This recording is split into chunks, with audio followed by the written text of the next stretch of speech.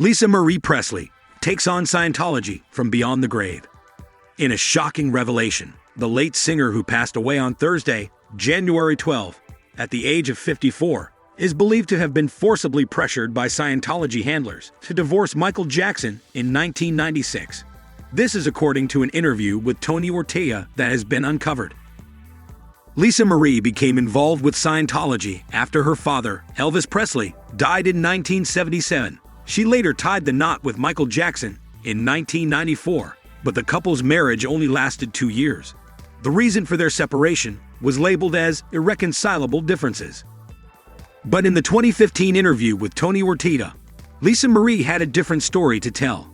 "David facilitated my divorce with MJ," she said. David is the leader of the Church of Scientology, which some may refer to as a cult, while others label it as a business entity.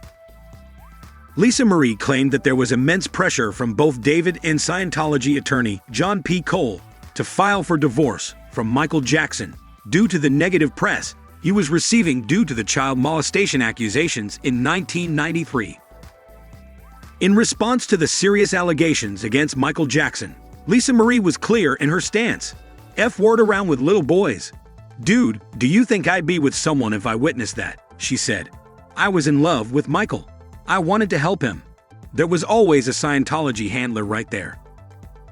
However, the Scientologist lawyer who facilitated her divorce with Michael Jackson had a different story to tell. He told Ortega, "First of all, I never told her to love or unlove Mr. Jackson. This is 30 years ago." Don't miss out on the explosive interview with Tony Ortega and the late Lisa Marie Presley. Get all the details by tuning in now. The interview, titled "The Underground Bunker," was released on Monday, January 30. So what are your thoughts on this?